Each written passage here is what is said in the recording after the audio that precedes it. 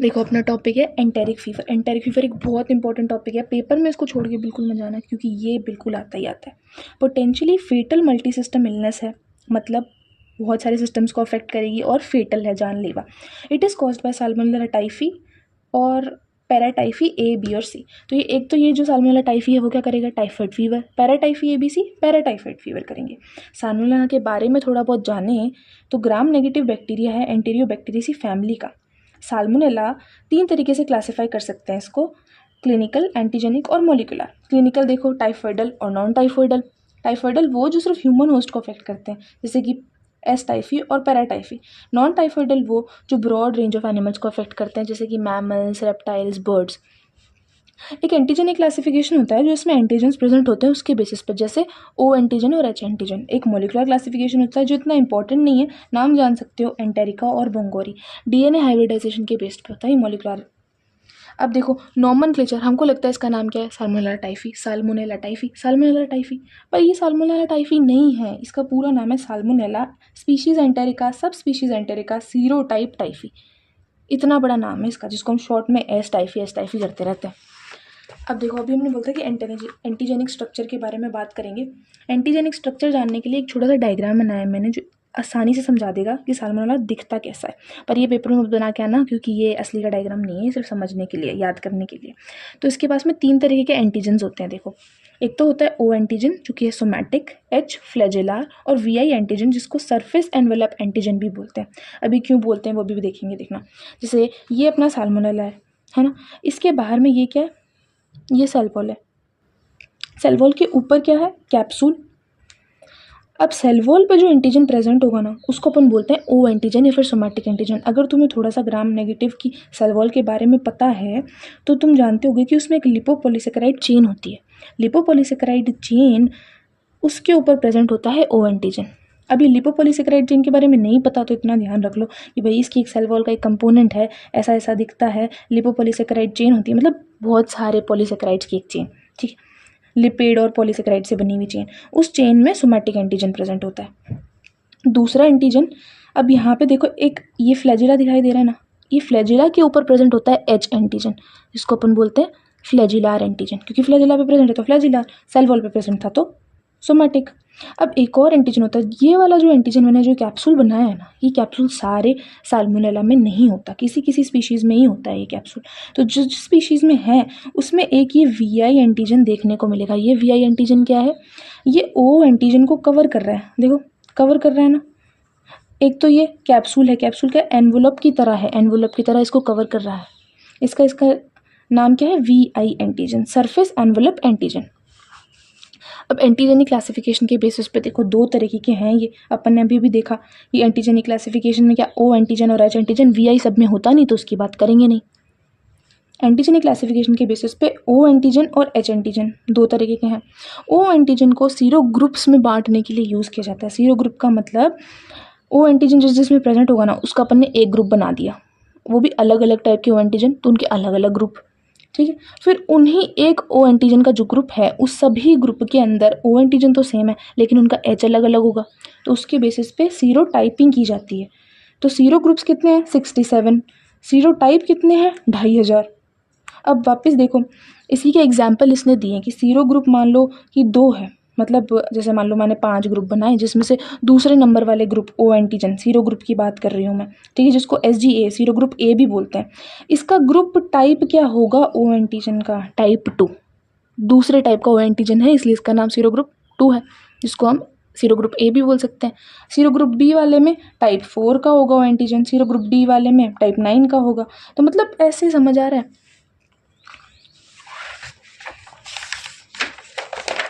अब O antigen और H antigen के बीच में फ़र्क करेंगे अपन, ठीक है। सबसे पहले तो मैंने जो तुम्हें फोटो समझाई थी उससे इतना समझ आ जाना चाहिए कि ओ एंटीजन कहाँ पे होता है, एच एंटीजन कहाँ पे होता है। तो इसको बिना देखे पहले ये याद करके बताओ कि ओ एंटीजन कहाँ होता है और एच एंटीजन कहाँ होता है ना। तो वो पहला ही तुम्हारा डिफरेंस बन गया। ये कहाँ होता है, सेल वॉल पे होता है लिपोपॉलीसेकेराइड पे। ये कहाँ होता है, फ्लैजिला पे प्रेजेंट होता है। फ्लैजिला पे प्रेजेंट होगा तो किससे बनेगा, फ्लैजिलिन प्रोटीन से बनेगा, आसान सी बात है। अब विडाल टेस्ट के अंदर, विडाल टेस्ट अपन आगे डिटेल में पढ़ेंगे, तब विडाल टेस्ट में ओ एंटीजन किसका यूज़ करते हैं अपन, एस टाइफी का ओ एंटीजन यूज़ करते हैं। और एच एंटीजन किस किस के यूज़ करते हैं, टाइफी के, पैराटाइफी ए और बी के। ये लेस इम्यूनोजेनिक होता है, ये मोर इम्यूनोजेनिक होता है। मतलब अगर अपन को बॉडी में ये वाला मिलेगा ना ज़्यादा, तो क्या बॉडी ज़्यादा रिएक्ट करेगी, ज़्यादा एंटीबॉडी प्रोड्यूस करेगी इसके अगेंस्ट, तो ये मोर इम्यूनोजेनिक है। ये less appears early disappears early, इसका मतलब क्या है, बॉडी में जैसे ही टाइफाइड का इन्फेक्शन शुरू होएगा तो ये फटाफट आएगा और जितना जल्दी आए उतना जल्दी चला भी जाएगा। इसका मतलब क्या है, अभी अभी इन्फेक्शन हुआ है, रिसेंट इन्फेक्शन है। वहीं पे अगर इसकी बात करें तो ये अपीयर भी लेट करता है, डिसअपीयर भी लेट करता है। अपीयर लेट करता है मतलब अब तो डिजीज़ सही होने वाली है, जिसको अपन बोलते हैं कॉन्वेलेसेंट स्टेज। कॉन्वेलेसेंट स्टेज किसको बोलते हैं, रिकवरी की स्टेज। मतलब ये लेट आया है, लेट ही जाएगा, लेट जा रहा है तो इसका मतलब क्या है, अब तो डिजीज़ ठीक होने लगी। तो अगर अपन को ये मिल रहा है तो अपन को क्या पता चलना चाहिए कि रिकवरी की स्टेज आ रही है। अब जब ओ एंटीजन ओ एंटीबॉडी के साथ रिएक्ट करेगा, मतलब ओ एंटीबॉडी कौन बना रहा है, अपनी बॉडी बना रही है ओ एंटीबॉडी ओ एंटीजन के खिलाफ, तो कैसा होगा, ग्रैन्युलर चौकी क्लम्प्स मिलेंगे। ग्रैन्युलर ऐसे चौकी, चौक जैसे ग्रैन्युलर क्रम्प्स मिलेंगे, ठीक है। और इसका एग्लूटिनेशन प्रोसेस कैसा है, स्लो एग्लूटिनेशन है। 55 डिग्री टेम्परेचर पे ये रिएक्ट करेंगे। जब एच एंटीजन एच एंटीबॉडी के साथ रिएक्ट करेगा ना, तो लार्ज लूज ऐसे फ्लफी कॉटन, देखिए कॉटन, कॉटन कैसी होती है, कॉटन के जैसे बॉल्स, ऐसे large loose fluffy cotton balls की तरह ये बनाएगा क्लम्प्स के फॉर्म में। ये रैपिड होती है, ये तो बहुत धीरे धीरे होगी। अगर अपन को ये दिखेगा ना तो फटाफट हो जाएगी। इसके टेम्परेचर के रूम टेम्परेचर 37 डिग्री सेंटीग्रेड पे ही हो जाएगी ये रिएक्शन। अभी अभी अपन ने देखा था कि ओ एंटीजन के बेसिस पे अपन सीरो ग्रुपिंग करते हैं, एच के बेसिस पे सीरो टाइपिंग करते हैं, तो आधी बातें तो वहीं से समझ आ गई। अब देखो थोड़ी सी बात वी आई एंटीजन के बेसिस पे भी की थी। वी आई एंटीजन क्या होता है, मैंने बताया ही था कि फ्यू सीरोटाइप्स में ही प्रेजेंट होता है ना, जैसे एस टाइफी और एस पैराटाइफी सी में प्रेजेंट है ये। दूसरा, ये पुअरली इम्यूनोजेनिक होता है, इसीलिए अपन इसको ना विडाल टेस्ट में यूज़ नहीं करते, क्योंकि ये एंटीबॉडीज़ प्रोड्यूस नहीं करवाता है इसके अगेंस्ट। अपन विडाल टेस्ट में चाहे कि एंटीबॉडी और एंटीजन की रिएक्शन करते हैं। अब वी आई एंटीबॉडी देखो disappears early in convalescent stage, मतलब क्या है, जब रिकवरी की स्टेज शुरू होने वाली होगी ना, उसे रिकवरी की स्टेज में ये थोड़ा सा जल्दी ही चला जाता है। मतलब अगर रिकवरी की स्टेज चल रही है और उसके बाद भी ये मौजूद है तो उसका मतलब क्या हुआ, सोचो। उसका मतलब तो यही हुआ ना कि अभी तक इन्फेक्शन ठीक ही नहीं हुआ, मतलब अभी भी ये प्रेजेंट, इसको तो चले जाना चाहिए था पर ये प्रेजेंट है तो इन्फेक्शन ठीक नहीं हुआ। इसका क्या मतलब है, कैरियर बन रहा है, वो कैरी कर रहा है। It is also used for vaccination. अब नेक्स्ट है इसकी पैथोजेनेसिस। इसकी पैथोजेनेसिस इतने आसान शब्दों में समझाई है ना मैंने, तुम्हें कोई किताब में इतनी आसान एक्सप्लेनेशन नहीं मिलेगी। बिल्कुल डायग्रामेटिक रिप्रेजेंटेशन से बिल्कुल अच्छी समझ आ जाएगी।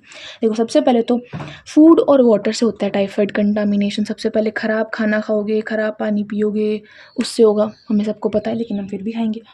अब देखो इन्फेक्टिव डोज क्या है इसकी, 10⁻³ to 10⁻6 बैसिलाई जब जाएंगे ना हमारी बॉडी में, तब जाके ये इन्फेक्शन शुरू करेंगे। ऐसे मन क्या है 1-2 बैक्टीरिया आ गया और खा लिया, उससे नहीं होता। 10⁻³ से 6 बैसिलाई अगर आएंगे ना, तब जाके ये इनिशिएट होगा इन्फेक्शन। अब रिस्क फैक्टर क्या है, ऐसे कई बार ऐसे होता है कि मैंने भी ख़राब खाना खाया, तूने भी ख़राब खाया, तुझे तो हो गया मुझे नहीं हुआ। अपन क्यों बोलते हैं ये सब चीज़ें, उस पर फैक्टर्स डिपेंड करते हैं। जैसे मान लो किसी के स्टमक की एसिडिटी कम है, कोई 1 साल से कम का बच्चा है, या फिर एंटासिड खाता है, एंटासिड इंजेक्शन से भी कम हो जाती है एसिडिटी। एक्लोरहाइड्रिया है, मतलब HCl का लेवल कम है। हेलिकोबैक्टर पाइलोरी का इन्फेक्शन है, उस केस में भी स्टमक की एसिडिटी कम हो जाती है। या फिर इंटेस्टाइन की जो इंटीग्रिटी है वो मेंटेन नहीं है, किस किस केस में हो सकती है, जैसे इन्फ्लामेटरी बाउल सिंड्रोम्स हो गए, GIT की कोई सर्जरी है, या फिर सप्रेशन है इंटेस्टाइनल फ्लोरा का बाय एंटीबायोटिक्स। मुझे कोई बीमारी हुई, मैंने एंटीबायोटिक ली, उससे क्या होगा, जो इंटेस्टाइन में अच्छे बैक्टीरिया प्रेजेंट थे वो भी मर जाएंगे, ठीक है। तो अब क्या है, इंटेस्टाइन में जो इंटेस्टाइन की फ्लोरा थी, जो मतलब इंटेस्टाइन को प्रोटेक्ट करती थी, वो चली गई, उसकी वजह से इंटेस्टाइनल इंटीग्रिटी खराब हो गई। तो ये रिस्क फैक्टर हो गए। अब देखो मैंने क्या बोला था कि साल्मोनेला खराब पानी से, खराब खाने से अपन के अंदर आ सकता है, कंटामिनेटेड फूड एंड वाटर से बेसिकली। तो साल्मोनेला बैक्टीरिया है, ये खाया हमने खाना है ना, ये देखो ये हमने खराब खाना पानी खाया, यहाँ से ये साल्मोनेला अपनी स्टमक से होते हुए इंटेस्टाइन में चला गया। इंटेस्टाइन में जब ये आया तो भी इंटेस्टाइन का एक कट सेक्शन में छोटी सी इंटेस्टाइन निकाल के यहाँ पर बना दी। अब इस छोटी सी इंटेस्टाइन में ये अपना बैक्टीरिया आ रहा है, तो अपन यहाँ से उसको उठा के देखते हैं।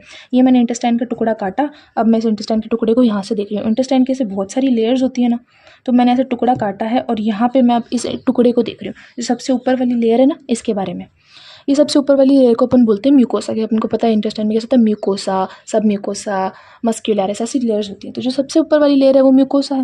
म्यूकोसा के पास में ये बैक्टीरिया आ गया। अब म्यूकोसा में, जिसको अपन एम सेल्स भी बोलते हैं, म्यूकोसा में जो सेल्स है ना उनमें एम सेल्स है, एपिथेलियल सेल्स हैं ये। ठीक है। जैसे ही इसने बैक्टीरिया सेंस किया, इनमें क्या हो गया, बैक्टीरिया ने इसमें रफल्स प्रोड्यूस कर दिया। ऐसे लड़कियों को सुनोगे ना, रफल्ड स्लीव्स, तो क्या ऐसे झलरीदार, तो ये रफल्स प्रोड्यूस कर दिए इस बैक्टीरिया ने। यहाँ पे बैक्टीरिया ने रफल्स प्रोड्यूस किया। अब दो रफल्स, अब ये रफल्स हैं, अब दो रफल्स एक दूसरे के सामने ऐसे आए, यहाँ से बैक्टीरिया आ रहा है, एक रफल ऐसे ही, एक रफल ऐसे ही, इन दोनों ने मिलकर बैक्टीरिया को ऐसे इनगल्फ कर लिया। पहले एक तो सर्कल बनाना जिसमें बैक्टीरिया घुसा दिया, अब उसको इनगल्फ कर लिया सेल के अंदर। देखो एक रफल यहाँ से आई, एक रफल यहाँ से आई, इन दोनों ने बैक्टीरिया को इनगल्फ कर लिया। Ruffles reach out each other and enclose एस्टाइफी। इसकी वजह से एस्टाइफी वेसिकल के फॉर्म के अंदर म्यूकोसल सेल्स के अंदर आ गया। इसको अपन बोलते हैं bacterial mediated endocytosis, BME, very important step, bacterial mediated endocytosis. अब यहाँ पे देखो, ये म्यूकोसा थी, म्यूकोसा की अगली लेयर कौन सी होती है, सब म्यूकोसा। अब ये बैक्टीरिया इस वेसाइकल से सब म्यूकोसा में जाएगा। सब म्यूकोसा में क्या होते हैं, मैक्रोफेजेस प्रेजेंट होते हैं। ये मैक्रोफेज कोशिश करेंगे इसको खाने की, है ना। मैक्रोफेजेस का काम यही तो होता है, फेगोसाइटोसिस। मैक्रोफेज क्या करेगा, बैक्टीरिया को खाने की कोशिश करेगा, लेकिन ये बैक्टीरिया अब मर नहीं रहा। मैक्रोफेज ने इसे मारने की कोशिश की, लाइसोजाइम एंजाइम्स इसके ऊपर छोड़े, लेकिन इसकी जो लिपोपॉलीसेकेराइड थी उसमें चेंजेस हो गए और अब ये बैक्टीरिया नहीं मर रहा। मतलब ये बैक्टीरिया मैक्रोफेज के अंदर जिंदा है। अभी अभी मैंने बताया ना मैक्रोफेज में बैक्टीरिया जिंदा है, पर मैं ऐसे बोल रही हूँ, ऐसे लिखोगे नहीं। लिखने वाली जो बातें वो मैंने उसमें लिख रखी है ना, उसको तुम इंग्लिश में अच्छे से पढ़ लेना। अब लिम्फेटिक्स के थ्रू क्या होगा, सबसे पहले ब्लड स्ट्रीम में जाएगा। बैक्टीरिया यहाँ पे प्रेजेंट है मैक्रोफेज के अंदर, लिम्फेटिक सर्कुलेशन के अंदर ये मैक्रोफेज जाएगा, बैक्टीरिया इसके साथ साथ जाएगा। सबसे पहले ये ब्लड में आएगा तो उसका क्या नाम होगा, प्राइमरी बैक्टीरियमिया। अब इस ब्लड के थ्रू जितने भी ऑर्गन्स हैं उनमें चला जाएगा, जैसे कि रेटिकुलो एंडोथेलियल टिश्यूज में, लिवर में, स्प्लीन में, लिम्फ नोड में, बोन मैरो में। दूसरे ऑर्गन कौन से, गॉल ब्लैडर, किडनी, लंग्स, इन सब में भी चला जाएगा। इसका स्प्रेड हो गया, ये हो गया इसका स्प्रेड। अब नेक्स्ट टाइम देखो यहाँ पर क्या है, बैक्टीरिया मल्टीप्लाई करेगा, फर्दर मल्टीप्लिकेशन होगा, वापस से ये ब्लड स्ट्रीम में आएगा, वापस ब्लड स्ट्रीम में आएगा तो क्या होगा, सेकेंडरी बैक्टीरियमिया। ये secondary bacteraemia clinical features cause करता है इस डिजीज़ के। जो भी अपन को वॉमिटिंग, डायरिया, जो अपन ने बेसिक सुन रखा है ना, वो इसी वजह से आ रहा है कि सेकेंडरी बैक्टीरियमिया हो रहा है। अब इसके क्लिनिकल फीचर्स के बारे में बात करते हैं। तो इंक्यूबेशन पीरियड इसका क्या है, 10 to 14 डेज, मतलब लगभग 15 दिन, मान लो 15 दिन लगते हैं इसको पूरा टोटल डेवलप होने में।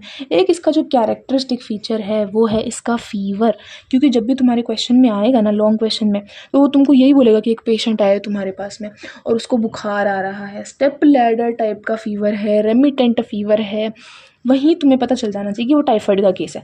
Step ladder pattern of remittent fever किसको बोलते हैं, मतलब बुखार आया, एक पीक पे गया, फिर कम हुआ, पर इतना कम नहीं हुआ कि अपन मान ले बुखार उतर गया, फिर वापस ऊपर गया, वापस नीचे आया, वापस उतरने के लिए जैसे ही नीचे आता है, पूरा नीचे, मतलब नॉर्मल बॉडी टेम्परेचर नहीं होता, ठीक ठाक टेम्परेचर आता है, वापस हाई टेम्परेचर पे चला जाता है। इसको बोलते हैं अपन step ladder pattern of remittent fever. अब दूसरी क्या सिम्टम्स हो सकते हैं इसमें, headache, chills, cough, sweating, myalgia, arthralgia, ये सारे दूसरे सिम्टम्स होते हैं जो कॉमन सिम्टम्स हैं। अब रैशेस, एक और फीचर होता है इसमें, रैश होते हैं। रैश जैसे ये बॉडी है ना, ये बॉडी है, यहाँ पे ट्रंक पे और चेस्ट पे मैक्यूलोपेपुलर रैशेस होंगे। ब्लांचिंग मैक्यूलोपेपुलर का मतलब क्या, ऐसे हल्के से रेज, जैसे तुमको मच्छर खा जाता है तो कई बार होता है ना लाल लाल रंग के, थोड़े थोड़े से, पहले वो लाल लाल रंग का होगा, फिर वो ऐसे हल्का सा उठ जाएगा स्किन पे ही ब्लैब के फॉर्म में ना, तो वो वैसे मैक्यूलोपेपुलर रैशेस ट्रंक पे और चेस्ट पे, ये ना लगभग 30% से ज़्यादा पेशेंट में देखने को मिलते हैं by the end of first week of the disease. अब देखो अर्ली इंटेस्टाइनल मैनिफेस्टेशंस क्या क्या हो सकती हैं, ये तो अपन ने बात कर ली फीवर की, बाकी क्या क्या सिम्टम आ सकते हैं, रैश हो सकता है, बाकी और इंटेस्टाइन में जो मेन अपन बात ही कर रहे हैं कि सारी खेल ही इंटेस्टाइन की है, तो वहाँ पे क्या दिक्कत हो रही है, एब्डोमिनल पेन हो सकता है, नोजिया हो सकता है, वॉमिटिंग हो सकता है, कॉन्स्टिपेशन या डायरिया में से कुछ भी हो सकता है। अब इसके दूसरे इंपॉर्टेंट साइंस, इस डिजीज़ अगर कंट्रोल नहीं की ना तो ये स्प्रेड भी कर सकती है, तो हिपैटोस्प्लीनोमेगैली कर सकती है, एपिस्टेक्सिस कर सकती है, ब्रेडिकार्डिया मतलब हार्ट रेट भी डिक्रीज कर सकती है। अब कॉम्प्लिकेशन क्या है इसकी, जीआईटी के अंदर मेन डिजीज़ अकर कर रही है तो जीआईटी ब्लीडिंग हो सकती है, इंटेस्टाइनल परफोरेशन भी हो सकती है 3rd से 4th वीक ऑफ इलनेस में। न्यूरोलॉजिकल सिम्टम्स बहुत ही रेयर होता है, हालांकि कॉम्प्लिकेशन भी रेयर ही होता है, बट अगर ट्रीट नहीं हो तो ये कॉम्प्लिकेशन तक जा सकता है। न्यूरोलॉजिकल सिम्टम्स रेयर हैं जैसे कि मेनिंजाइटिस, सेरिब्रो मतलब सेरिब्रोवैस्कुलर अटैक्सिया हो सकता है, सेरिब्रल अटैक्सिया हो सकता है। तो ये सब एपिडेमियोलॉजी जनरली तो इतनी नहीं पूछी जाती। तो जो मेन एपिडेमियोलॉजी में ये बात है ना, वो सीधा कैरियर की है। अपन कैरियर की बात करते हैं, तुम्हें देखना है तो तुम देख लेना एक बार, इसको डेटा है, कोई पूछता नहीं है। कैरियर की बात करें तो कैरियर जो अपन ने बात भी की थी कि वीआई एंटीजन प्रेजेंट होगा कैरियर में, अनट्रीटेड पेशेंट है ना, वो प्रोसीड करते हैं टुवर्ड्स कैरियर। अपन ने दवाई दी थी पर उसने दवाई नहीं ली तो कैरियर बन जाएगा।